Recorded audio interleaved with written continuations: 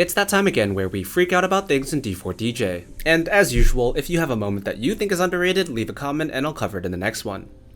Let's start back with the Ranki Dink. We all know she's extroverted and that she can make friends with people very quickly, but do we know just how quickly? Well, actually, we do. The answer isn't in first mix, all mix, or a unit story, it's in a 4-coma.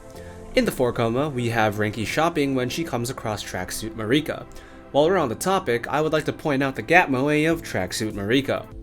Anyways, the Ranki Dink recognizes Marika in a magazine cover and Marika thinks she's found out.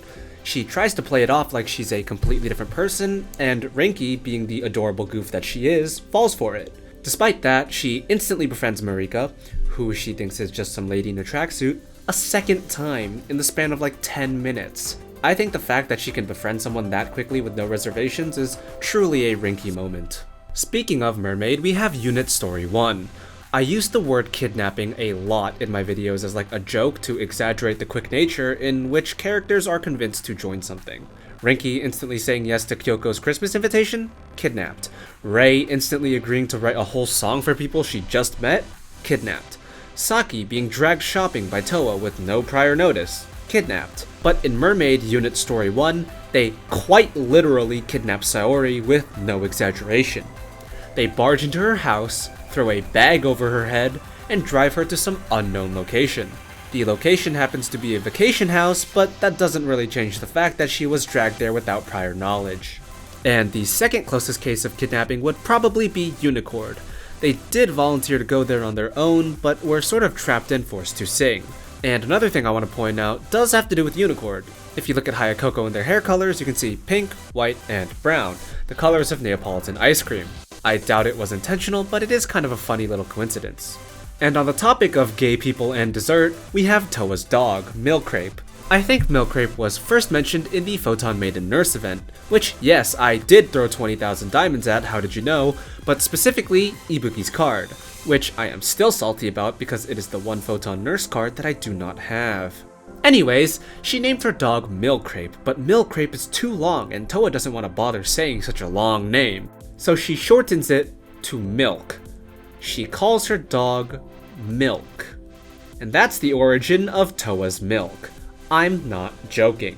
Speaking of Toa's Milk, in that story, they say that dogs have the same preferences as their owners, which is why Milo Crepe refuses to move when told by Ibuki, but when she smells Noah, it goes crazy and chases her around. They say this is because Toa likes sweets, so Milo Crepe does too, and since Noah makes sweets, she smells like them. So Milo Crepe chases her. But you can't fool me, this is a certified Noah Toa moment. Of course the dog has the same preferences as its owner, and in this case they share a preference of Noah. Speaking of Noah Toa moments, it seems like ever since Hayakoko released, the writers have been going ham on ships and ship fodder. One such moment pointed out by my lovely comment section would be the Photon Beach event. This summer equals my kawaii. I already cried and coped about the leftovers implications in this event, but I haven't yet talked about the main course, you know, what Ibusaki is the leftovers of.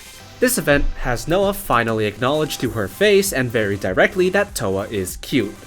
But Toa is calling herself cute all the time and getting called cute all the time. So what makes this time so special?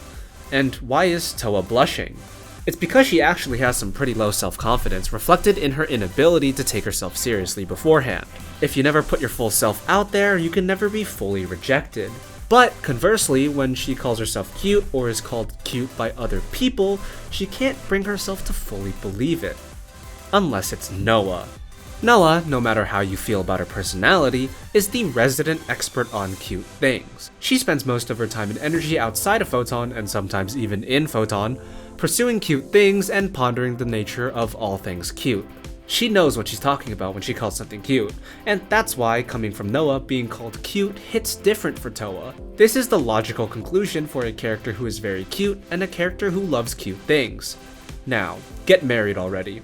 Piggybacking off of that, the 4-coma for the beach episode was also very cute, specifically Saki holding this beach ball. Other notable 4-coma moments include Yuka's imaginary Essaron and Miko being adopted by Hiro. And that, incidentally, would make Nagiko's siblings another dynamic suggested by the comments. The dynamic between Nagisa and Miko starts in D4 Fest Shuffle units, and we get glimpses of it in other events like the cosplay and relation event. You get a standard sibling dynamic and all of that fun when Hiro unofficially adopts Miko, but what makes it all stand out as extra fun is that both of them are little gremlins. Of course, Nagisa not as much as Miko, and this is highlighted when they're together and Nagisa gets to show off her older sister side. Seeing the usually carefree Nagisa freak out protectively over Miko provides a cute gap. So that was the cute I've brought for you today. Like I said, if there's something you feel deserves to be freaked out over, leave a comment and I'll get to it in the next installment of this series, I guess.